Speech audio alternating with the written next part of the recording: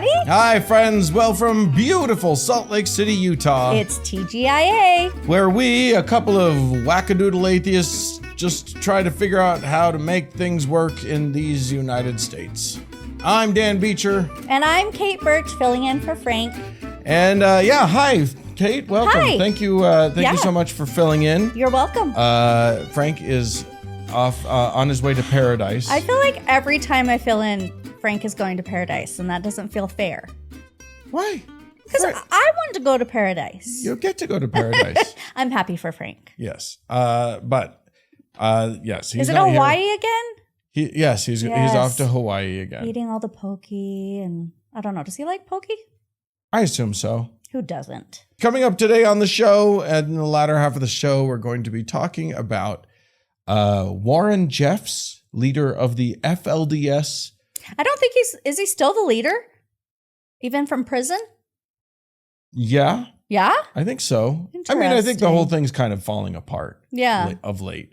But yeah, the fundamentalist Mormons that still believe in polygamy and more. It's much more. And so, you guys will want to stick around because woof. Whew, there's a lot. it's juicy. And yet it's like surprising, but not. Not. Like it's everything that you kind of figured and you're like, yeah, that sounds right. Okay, that makes sense. Okay. And it kind of makes you feel like you can trust your intuition a little bit. Like, I knew it. I knew that. But also, yeah. Anyway, we'll get to it. But first, we've got some stories of the day. Would you like to start us off? I can start us off with some stories. So I'm going to actually start off. I'm going to have a small runway. Okay. And that is, you and I just went down to UVU to watch your sister play in a show. She was down at Utah Valley University. Yes. She was the fiddler for Lord Huron. That's right. And that was great. But it made me think about how that was the same place that Charlie Kirk just got assassinated. Yeah, we went and we didn't find the spot. I don't know what the pay spot. Our respects. Yeah. Or to like, or lack thereof, or whatever. To cheers whoever. No. Yeah, no. But it did make me think about this story that I'm going to be talking about. It has to do with Gen Z and how they're maybe a little bit invigorated religiously. So this actually it takes place in Pittsburgh, or it focuses on some people in Pittsburgh who kind of are trying to bring Christianity into college, which is funny because, I feel like we hear all the time how people are saying like, don't send your children to college because then they're just going to be indoctrinated into the, woke whatever. Into science. When at the same time, clearly they're trying to indoctrinate people into Christianity. So beat us at our own game.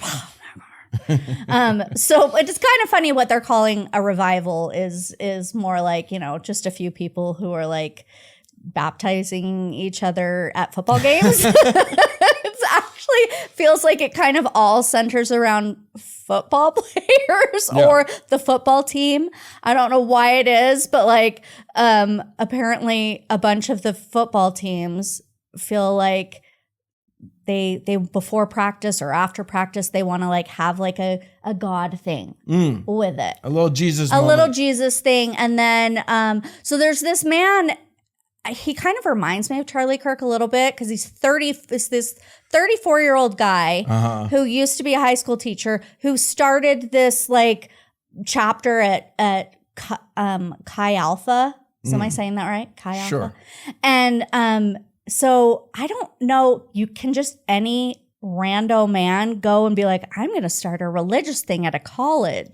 That feels like people are all worried about groomers and people who are like indoctrinating their kids. And then just some random 34-year-old man is going to go and like start this thing at a campus. I'm going to go hang out with young people. And tell them my feelings and have them come back to Jesus. But apparently they're having they literally after football games or along with football games are having like people getting baptized. I assume on the field. Sometimes if it's a public school, then generally they do it somewhere else. Oh, okay. Well, it didn't but mention not always that. because the Supreme Court just sort of blew that up. It used to be, yeah. I remember that recent thing about the high school football team. Anyway, but I thought this was a really funny thing that man that I was telling you about that started that founded this group at this college. This is a quote he said.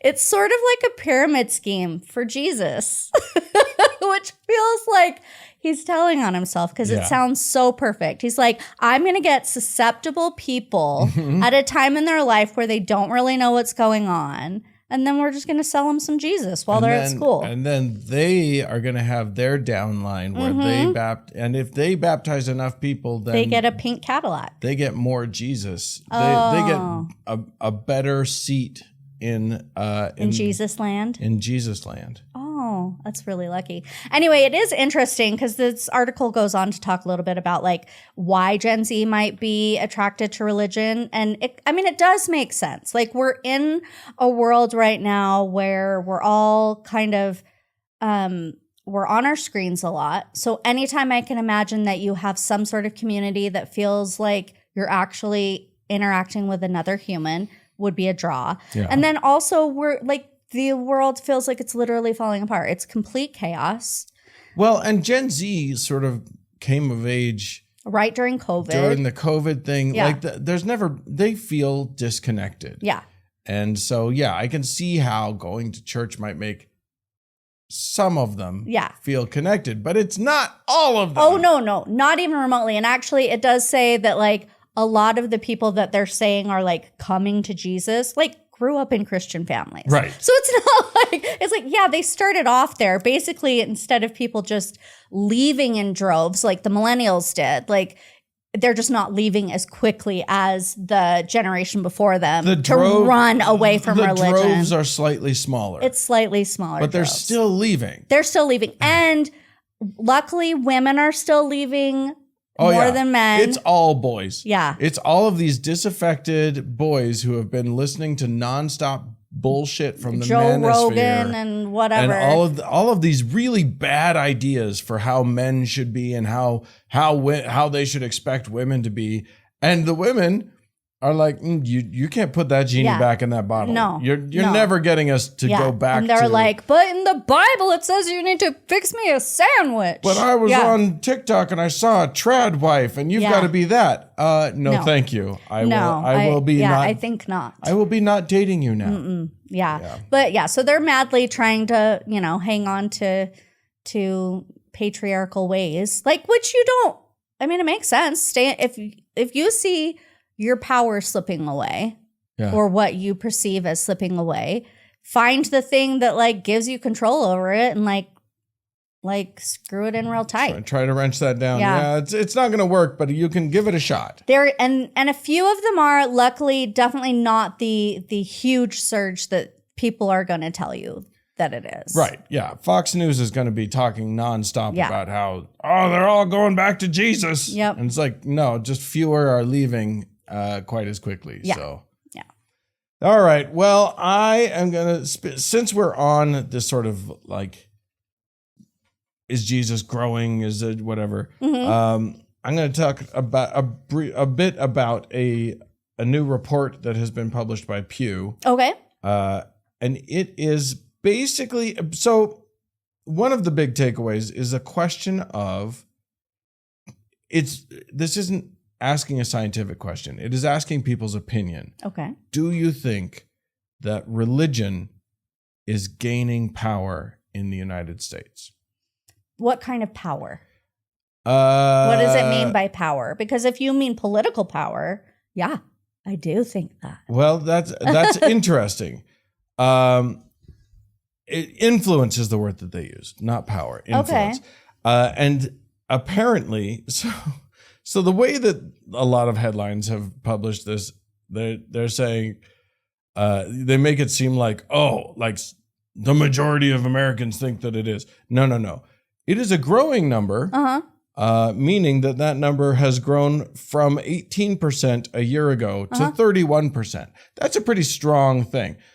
I think it's very obvious. I frankly think it's weird that it's that low. I think it's weird that it's that low because clearly, like, yes, they're taking liberties. Pete Hegseth is having prayer meetings in the Pentagon. Oh yeah. So like, yeah, I think we can very clearly say that like influence, like religion is influencing society pretty dramatically. I mean, isn't that basically all of Project 2025 is like, how do we get Christianity to be the national like religion? Yeah.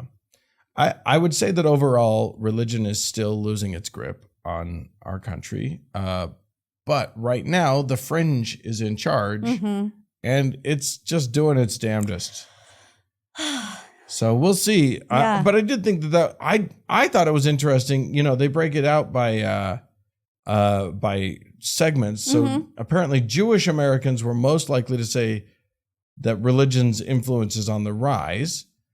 White evangelicals, so Jewish Americans, 44% of them said so. White evangelicals, only 36%. That's said surprising to me because it seems like they've kind of been given the green light and they would be like, yep, it's like the United States is Christian. Yeah. Like they say that all the time. I think that the trick is that they've also been told we're losing our grip on the people. Like, oh, it's Satan's coming and Satan's really winning and blah, blah, blah. We've got to fight harder and harder. Or like, do I have to, like, I'm so used to playing the victim. Yeah. And so, wait, I can't say that we're in power because then how could we be the victims all the time? Then my persecution narrative goes out the window. So. 100%.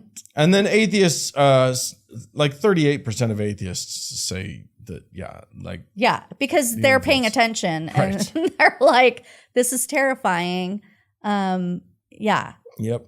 Yeah. All right. I'm surprised it's so low. Yeah. Me too. It'll go up. Yeah. It'll continue to go up. Yeah. Well, this is just kind of a lighthearted, silly story. Oh, hooray. Yeah. In Kenya, they were having a little bit of a problem with their Catholic wine that they serve during Mass, I guess. Oh, sure. People were just drinking that all the time. So apparently there was a bottle of wine that had like, I don't know, the label on it was like, this is, what did they call it? Altar wine. And that's what it was labeled. And that was what they used during all their services. But you could get it at like the grocery store and gift, like, I don't know, places that sold gifts. And like people were selling it on the street. It was like $13. And so. Sounds like that would be expensive in yeah, I don't know. Yeah, I don't know how strong the dollar is. But maybe it was a really good wine. Anyway, apparently it was pretty good because they were also like, they don't regulate things very well there when it has to do with alcohol. And so people were like getting the bottles that people knew they liked, and then they were refilling it with other stuff. It wasn't the correct wine, which people were upset with for multiple reasons. So this is the Lord's wine. Well, that was, you know what they were doing? What? They were doing the opposite. They What? were turning wine into water. Well, actually, they were turning wine into ethanol. Ooh. And that was scary. Yeah. So that feels like a perfectly legitimate reason to be like, we don't want to be serving our churchgoers ethanol during whatever. What is that called? Mass. Because it's supposed to just be grapes. Yeah. That's all that the wine's supposed to be made out of. You're not supposed to have anything else in there, or else it's tainted, I guess. I mean, I think the alcohol that forms is technically an ethanol. I may be wrong about that. But you don't want to add pure ethanol to it. And also, I'm pretty sure there are some countries, and I can't remember what, but I've heard stories of like bootleg alcohol and people go blind. Yeah. It's bad. Yeah, it's really scary. So you don't want people coming to church and leaving blind. They're supposed to do the opposite when they come to church. Right. That doesn't work either. But yeah. Although maybe you could find a way to be like, come to church, we'll blind you with gods. I don't know what. It feels like maybe It doesn't feel like you can make being blind a selling point. a miracle. Yes. I don't know. Maybe you could turn that into a miracle somehow, and then Well, you could accuse them of being like demon possessed or something, and then Well, yeah, but then you'd have to heal Yeah. the blindness, and I don't know that you can do that. you can very always easily. just blame the victim, though. That's You always can. the thing. That is a good point. You can. So what's the fix for this? Oh, I'm sorry. I didn't even tell you. So the way they fixed it is they are ordering a very specific wine from one grower in South Africa. Okay. And I think that I'm kind of wondering though, like it doesn't that feel like that might have been a little suspicious? One person they're buying it from for all of Kenya. Like a under the table deal sort of thing. Yeah, like how did you get Like that? my cousin has a vineyard and Yeah. I'm the archbishop, and so I get sure. Yeah, that feels a little suspicious to me. Anyway, so it's very specific. You have to be one of the priests to buy it. Not just anybody can buy it. Oh, okay. So they've figured out a way to like make it not available to everybody. It's got a very specific label. Only people. Now you're gonna have to go to the black market if you want that Oh, wine yeah. outside of church. Yeah, you are. My understanding is that I've never taken communion at a Catholic church, but my understanding is that it is notoriously bad wine. Yeah, well, apparently it wasn't because people were paying $13 for it. There you go. So apparently it was pretty good. You know, it's when you get used to a thing, you're like, oh man, you only get a sip of it at church. I really would like. I want the whole thing. You know what I'm gonna do? I'm gonna steal some from the parish and. Oh, I'm sure that happens all the time. I feel like I was yeah. just having a conversation with somebody who like used to go steal the parish wine. I feel like every parish has a 13-year-old kid. Yeah, that's how all people get started drinking. Yeah. All right. Well, since we're in Africa, Yeah. I have an Africa story as well. Tell me. This is from Nigeria, where U.S. Senator Ted Cruz has raised the alarm about what's happening in Nigeria. It is a Christian genocide happening in Nigeria. I'm sure. He literally said Christian mass murder Whoa. is happening there in And what Nigeria. is he basing that off of? Do we know? No one knows because it's not happening. What? And when RNS reached out to his office, they did not respond. He just is making it up. Now, in fairness, there have been attacks against Christians in Nigeria. Nigeria is a country that is basically 50-50 Christian and Muslim. And but there have also been attacks against Muslims. It's basically 50-50. People are getting attacked in Nigeria. Yeah. It happens all the time. Yeah. Sometimes But religiously based? Sometimes religiously based, other times not.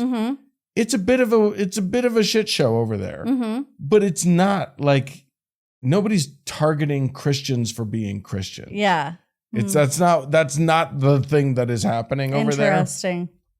But yeah, But, you know. Ted Cruz is a big shitbag, and he, in his infinite wisdom, he has decided that Nigeria needs to be designated as a violator of religious freedom. Yeah, and probably those Christians there can come to the United States for asylum. No. Oh, no, they can't. I'm guessing because they're black. There's no way he's gonna, not like South Africa where they were white people. and then they got to come. Right. Yeah. So in this case, no, I doubt that very much. I also think this is stupid. Like he's being stupid and dumb and flippant about something that's a very serious thing. And sadly, I don't know this for a fact, but it seems to me that this could have very deep, real consequences. Oh, because what? I'm guessing that these kinds of designations are the kinds of things that can prevent aid from going to the country. Oh, why?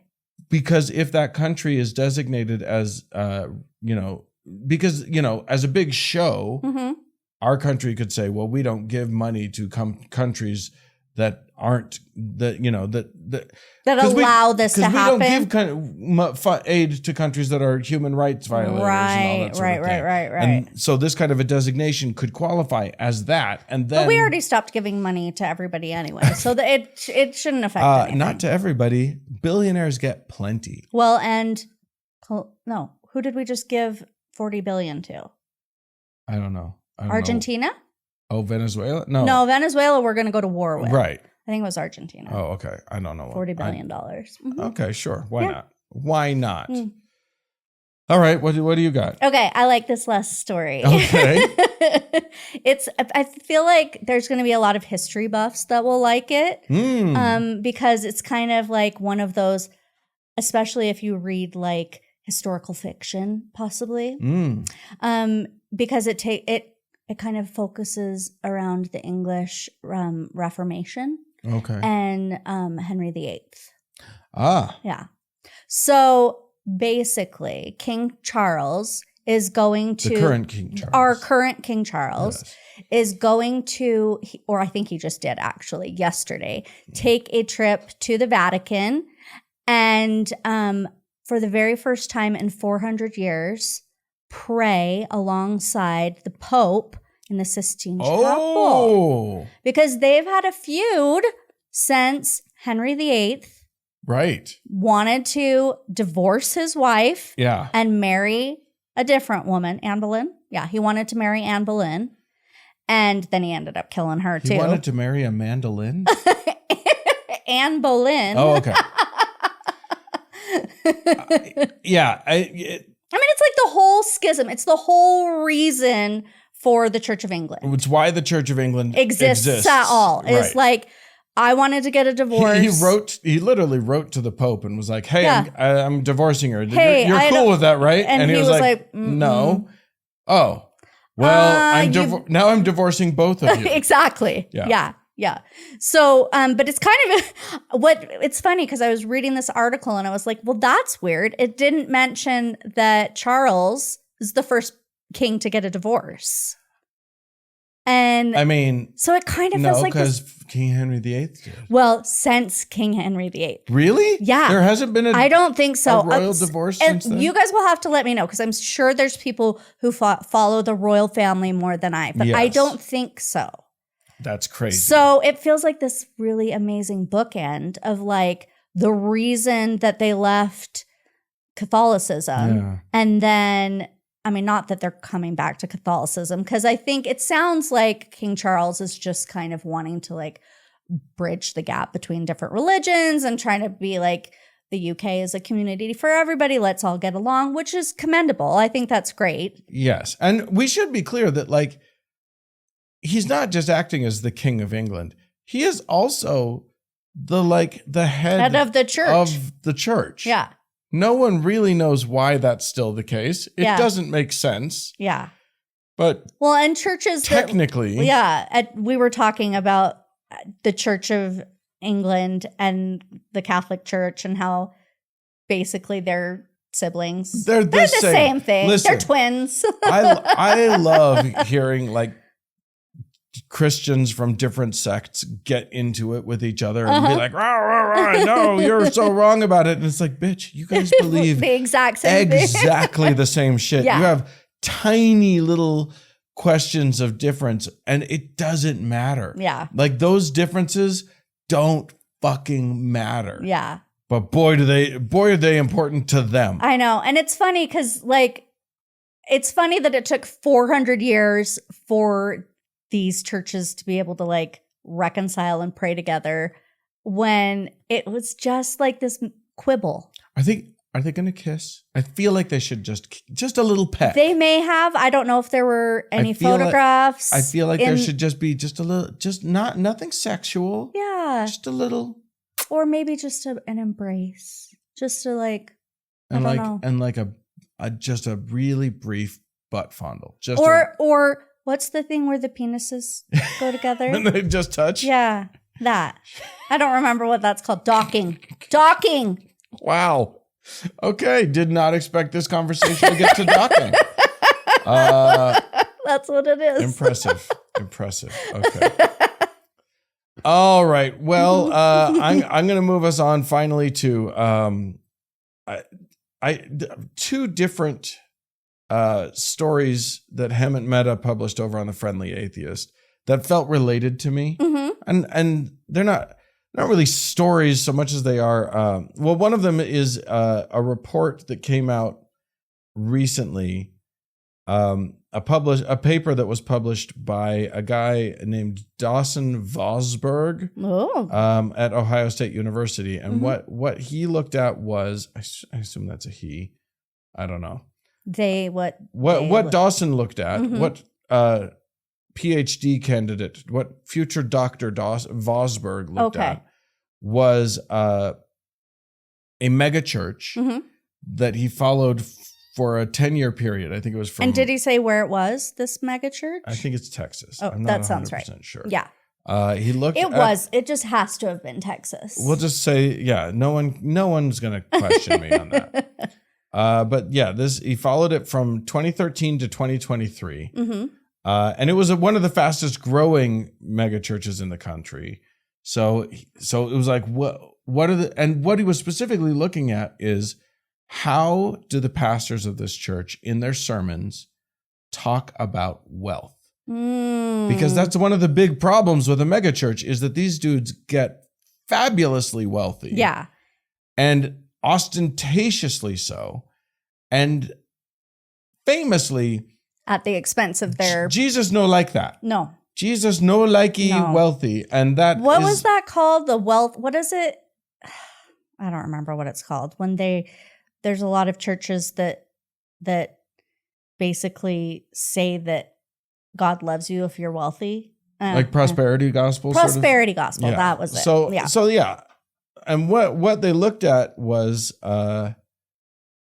basically like, how do they justify this? What do they do?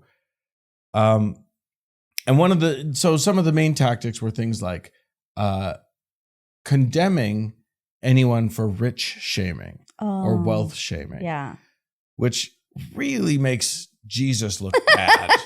Jesus looks very bad if wealth shaming is a bad thing, because that was kind of his whole gig. But it was his thing. So like, this is part of the thing. You don't want to take that away from Jesus. That was his thing. It's not your place. That's not your it's not your place. This guy, he would say things like, there's nothing wrong with owning a lake house. God gave it to you. This was another thing. God gave everybody their wealth. This is the whole prosperity gospel thing. Yeah. Yeah. If they're wealthy, God must have been favoring them. Yes, clearly. Which is so weird because, what happened with George Soros then? Right? Yeah. Don't go there. Yeah. He said, there's nothing wrong with owning a lake house. God gave it to you, and you should invite me over to your lake house. I would love to play in your pool. Nothing wrong with that. Just be careful. So the idea is, it's fine. It's good to be rich, but there are pitfalls. You got to be a nice rich. Oh, and how do you measure that? It's vibes. Okay. I think it's just vibes. Do you invite people over to play in your pool? Right. Yeah. Then you're a good kind. Have you given the pastor a nice prime rib meal? Yeah. A watch? Yeah. Can he fly in your plane whenever he wants? And that is one of the interesting justifications. Yeah.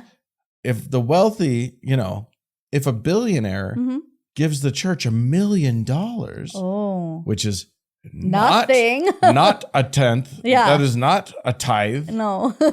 But that's just like a little penny in the bucket. But $1 million is, you would deny the church $1 million?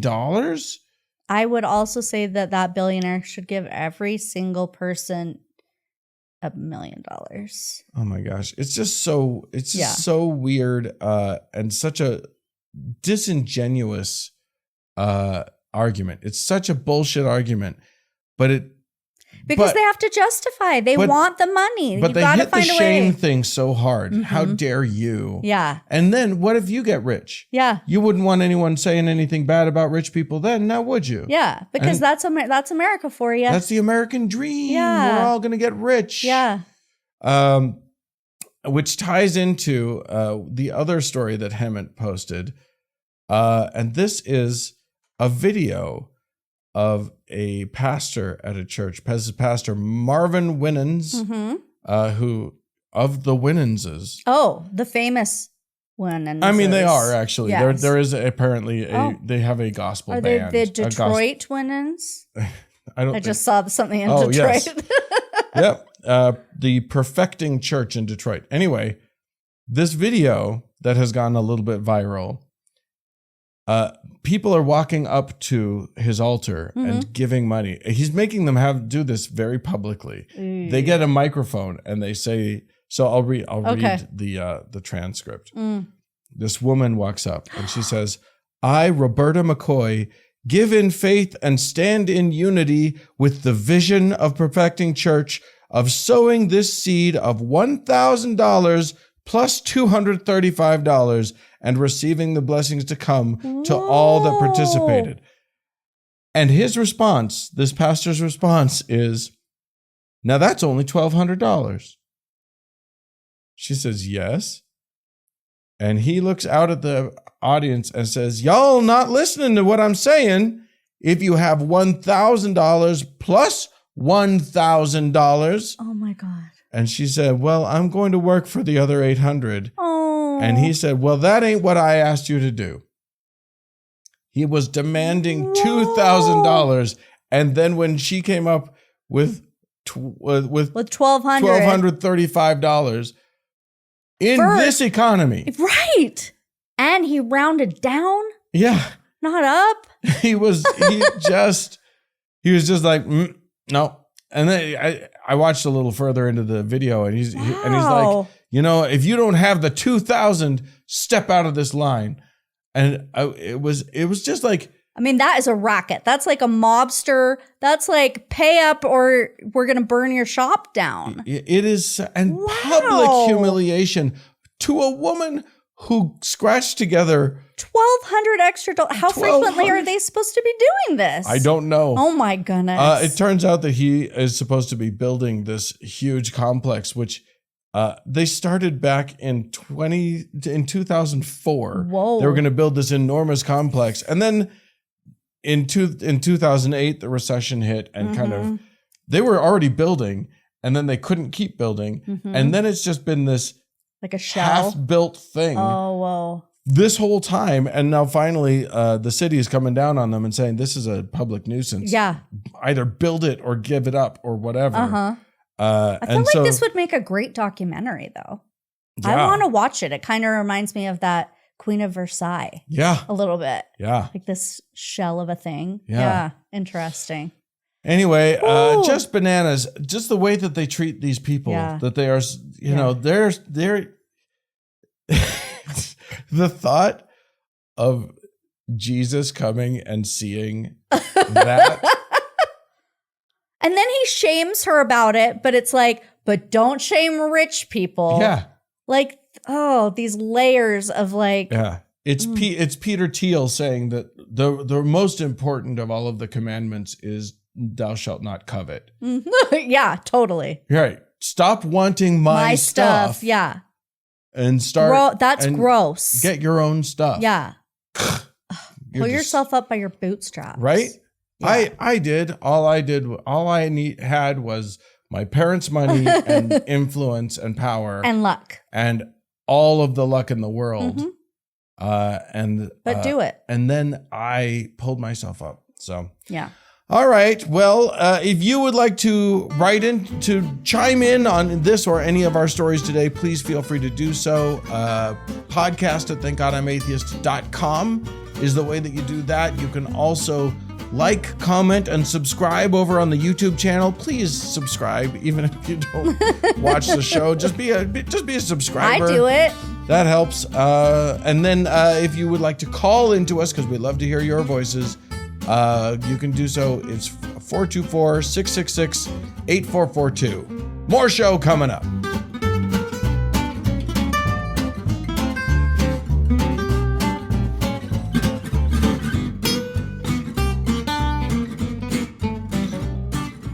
Okay, so we're going to do a couple of emails, but since Frank's not here, I'm not going to thank anybody. I'm not going to do any voicemails. But we thank all of you. I'm going to thank everybody who, all of our patrons, but we're not going to do the new patron thinking. And I have no idea who our Lord and Savior is right now. Kate, you're not aware of this, but it might be me. there is a Lord and Savior nuclear arms race I happening have right heard now. about it, So, as a matter of fact. so yeah. But it isn't me. But that just means you have time to become our Lord and Savior if you want to. I'll tell you how in a minute. But first, let's read some emails. This is from Nick, who says, "Hey guys, just wanted to give you my perspective as an ex-Mormon who's been out for a few years.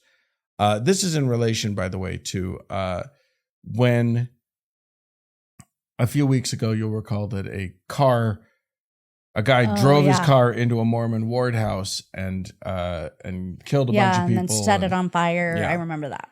Michigan or something. And then a bunch of Mormons got together and raised money for his family. Yeah, I remember that. So this is what Nick is talking about. Okay. He says, "I think I know why the Mormons donated to the killer's family. It's to show that they are the most righteous and best people. You may have been out of the Mormon church too long and healed your minds, but everything to Mormons is a show or a display. They'll do anything to be, quote, peculiar and feel special. In a couple of years, I guarantee you this story will be shared in tears over the general conference pulpit about how Mormons are better than everyone else at forgiving and charity." Yeah. Anyway, that's all there is to it in my mind. I remember being a Mormon still, and I'm quite certain that this is simply a virtue signal. Could be.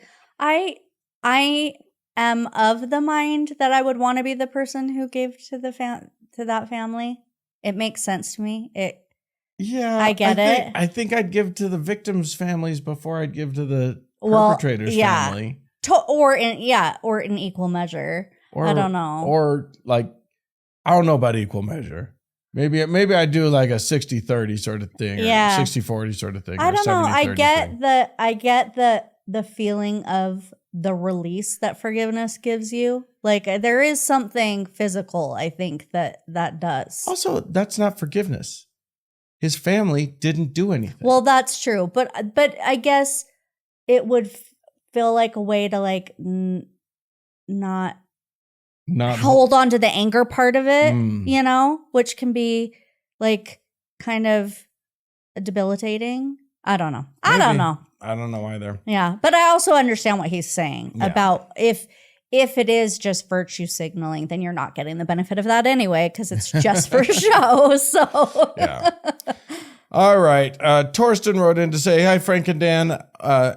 I'll just assume that he meant and Kate. He didn't know you would be here. It's okay. Yeah. Frank and Dan sounds better than Frank and Dan and technically Kate. What Torsten wrote was, "Hi, Frank and Dan." As one word. So as like, you guys are a Frank and Dan. Yeah. Over the decades, I've noticed a major default arrogance of human ape brains, taking feelings of truth as actual truth. I've seen this both in theists and non-theists, and especially with my woo friends. Years ago, I had an intuition about computer programming. It felt so true, and I felt proud of coming up with a solution. But you can't bullshit computer programming, and it soon became clear that I had made a wrong assumption and my solution was unworkable. I think about folks with intuitions about politics, society, history, etc., that cannot be easily put to the test, and how they'll blithely go on with their untested beliefs. Yeah, because we think our brains to be so superior. And if I thought it must be true. And if I had a strong feeling about it must be even more true. Yeah. Yeah. Yeah. And what's funny is, and I think this is something that there's one side of it that atheists are more particularly vulnerable to. And that is, well, I'm better at logic. And so I have logicked this to the fullest extent that it can and should be logicked. Right. And therefore, I know the truth. Right. With a capital T. None of this nonsense, that I've looked at evidence and blah, blah, blah. Yeah. And it's like, bro, none of us. Yeah. None of us are quite that good. Every truth can probably be amended because it might be surpassed with some other truth or whatever. Or just, just dial back the confidence. Yeah. just know that there's a good chance you're wrong. Yeah. All of us. Yeah. There's a good chance we are wrong. And what we think to be true could be changed. This is why it's so important to be like open-minded to change your opinion. And when you're given new evidence. Yeah. Yeah. That quote unquote truth might change. Yeah. Because we can be so set in we as humans, it is such a human thing. Yeah. You figure it out. And then you set it and forget it. Mm-hmm. And then that's just the truth forever. And what was set it and forget it? It feels like that was an infomercial. Yeah. But what was it? Do you remember? I don't know. I think it was like some set it and forget. The Ron Popeil egg cooker. Probably. I don't know. Mm. All right. Well, there you go. Thanks to all of you who wrote in. If you would like to become a patron, and let me tell you how this works. This show makes zero money any other way. And we asked you for $2,000, and we will only accept $2,000. Don't you dare just give $1,200. If you only give us $1,200, we will publicly shame you. No, that is not how. Definitely $1,200 would be amazing. Can you imagine if somebody just gave you $1,200? Give us $1,200. That would be so crazy. These people are giving churches $1,200. The least you can do is counteract that by giving us $1,200. Or give us whatever you can. You go to thankgodimatheist.com/donate. And you just, there's the PayPal way that you can give per month. You can also give per month. Now our Patreon is monthly. So if you go over there, you just sign up at whatever level. Do it on Patreon, especially if you want the Frank and Dan diary, which is bonus content. You want that. You want the perks. Yeah, so maybe head over to Patreon. Is this how they can become the Lord and Savior too? Yeah. Okay. Well. Yeah. So you'll get the magic powers that we dole out constantly to our people, and also you'll get our genuine and honest, heartfelt thanks. So please, patreon.com/donate, or no, thankgodimatheist.com/donate. Get it straight. Or patreon.com/whatever it is our thing is. I don't know. TGIA? This guy. Maybe. This guy doesn't even know his own stuff. How can you trust a word he says? Thanks. All right. More show coming up.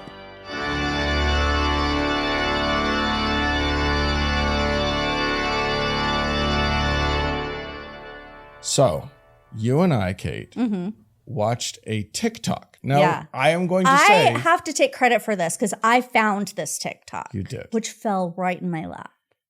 Which feels appropriate for this story. Fell right in your For You feed. Yes. Anywho, we have done, I will preface this by saying we have done exactly nothing to verify the veracity of this TikTok. You're right. We haven't done no research. We're spreading rumors. We're just trusting this person who... She is original source material. She is. She was one of Warren Jeff's wives. So And do you remember her name? I can't remember what it was. Sister something. I think that her handle is the secret wives of Warren Jeffs or something like that. Something like that. Anyway. I'll try to find it and then you can link it, maybe. Is that a thing we do? I don't know that you need to put that pressure on me. Oh, but that sounds like a lot of pressure. Never mind. I bet if you just type it in, go find it. You'll find it. Anyway, the point is, the thing that she revealed, we all know that the fundamentalist LDS church continued the practice of polygamy after the mainstream Mormons stopped. Yeah, and gross polygamy.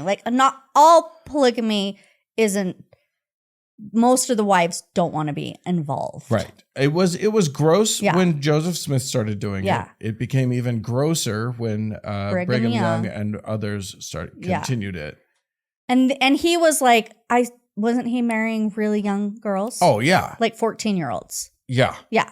And then and if it wasn't to him, he was marrying 40-year-old young, other people. like young girls to old men. Yeah. Like it was like a common practice. Yeah, and kicking the boys out. His own daughters, just marrying them off. You know, they're 14. He marries them off to a 50-something-year-old man. Yeah. Or whatever. Ugh.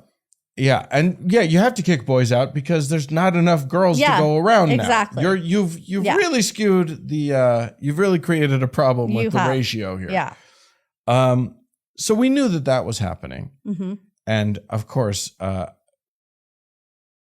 in those kinds of situations, there's no such thing as marital rape to them. Oh my God. You know what I mean? Like the women are required to service these men. Mm-hmm. What we didn't know, there was an angle.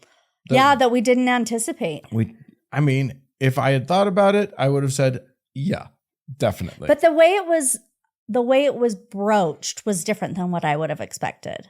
Yeah. So she told the story of the time when she was called into a room. Well, wait, should we tell the part about the robes No, first? Or is that not? We'll get to Okay. she did a lot of window dressing for the story. I liked her. Go listen to her story though, because Yeah. she tells it really well. Yeah, but it was like 12 minutes long and we don't need to take That's that true. long. Fair. She was called into a room with a whole bunch of other wives. These are all wives of this one man. Yeah. So I don't know how many wives he had, but it was at least enough for 2 circles worth of chairs. Yes.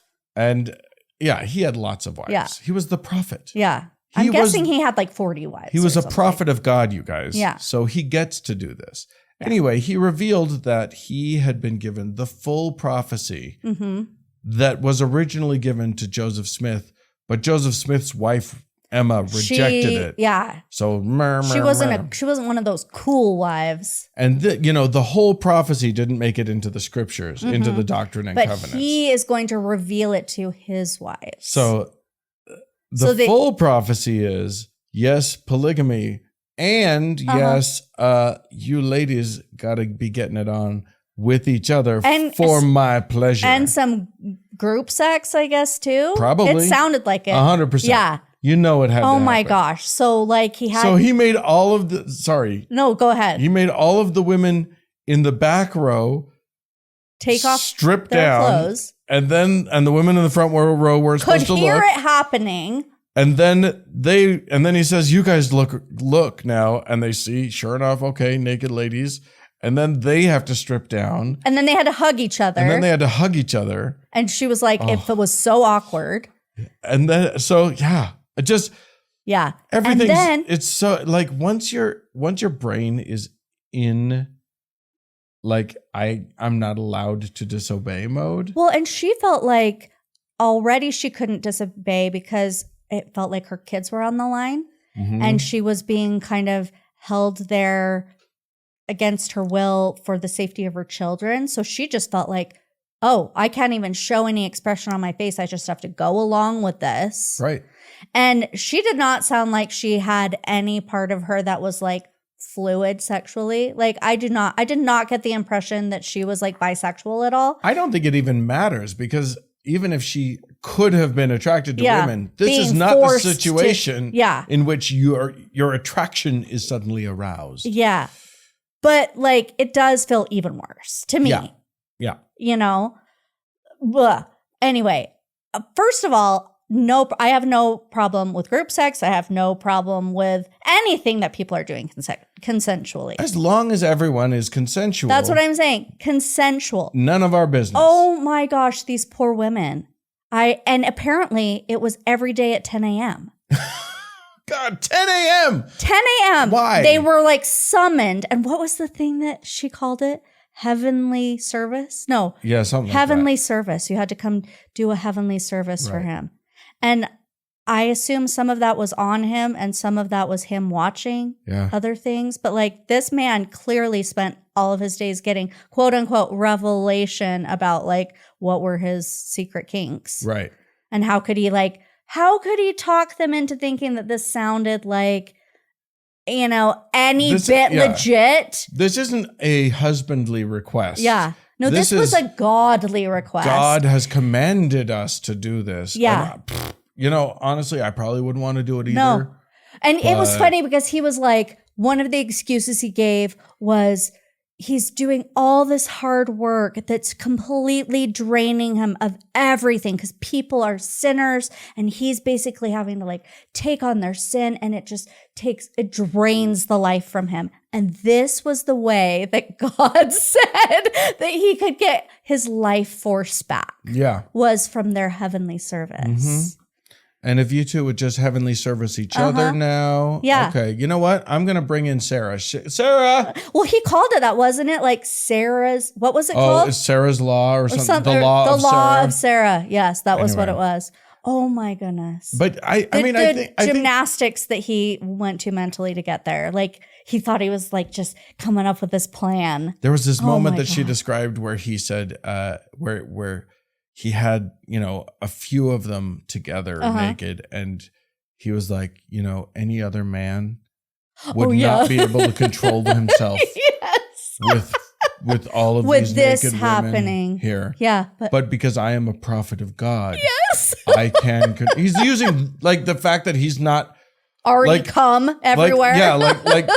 Like drooling and like going after them like a wolf in heat. Yeah. Like as proof that he is a godly man. Yeah. And it's just like, oh my God. Pretty gross, but also like, if you've watched the documentaries about NXIVM or about any of these cults or religions, just religion in general, they just devolve into like when you put someone in that much power, and they start to sense how much control they have over the psyches of the people around them.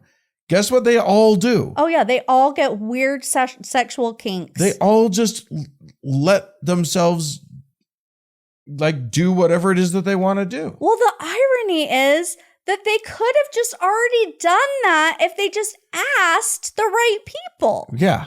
But that takes work. And that's probably not what it's actually about. Right. You're right. Yeah. It's a power trip instead of like, I'd really like to have this sexual experience. Yeah. This sounds fun to me. Yeah. No, this is me power tripping. Exactly. Just in the same way that like rape and sexual assault is generally about claiming power over someone else and overpowering them and those feelings rather than a sexuality thing. Yeah. And it probably is a bit of both. Yeah. Yeah. I mean, clearly he wouldn't have gone to those lengths, gone down that road if it didn't do something for him. Yeah. Oh man, gosh. It's just, I don't think any of us would have been under the misapprehension that he was a feminist of any kind. No. Or that he wasn't creepy. Yeah. I think we were all clear on that point. Yeah. On the creepiness of him. Oh yeah. Well, I don't remember. I feel like I watched some documentary where there was like in their temple, like this weird, like bed. Oh yeah. I forgot about that. That's right. There was a documentary about them. Yeah. When they first went to Texas. All right. Ooh. Well, that's a lot of fun. Yeah. Don't join a cult, kids. Don't join a cult, but do go follow that lady. I want her. I love the thought of people watching her TikToks, and she's probably monetizing it. Well, and she's got a book coming out. She's got a book coming out. So go support her. I guess. Yeah, sure. I think so. She seemed delightful. I don't know. I didn't get a sense of her personality. I thought she seemed kind of charming. Okay. I liked her. Well, go see if you're charmed by her too. Go find her. Good luck. And thank you so much for tuning in. If you would like to write into us about anything about this, please do so. It's podcast@thankgodimatheist.com, or you can call in 424-666-TGIA. That's 424-666-8442. To support the show, go to thankgodimatheist.com/donate and give us your money. $2,000. That's right. $2,000 or you're evil. Mm-hmm. Our show is edited by Roger Gowdy, music by the Red Rock Hot Club and Gordon Johnston. Thanks to all of them. And thanks to all of you for tuning in. We'll see you again next week.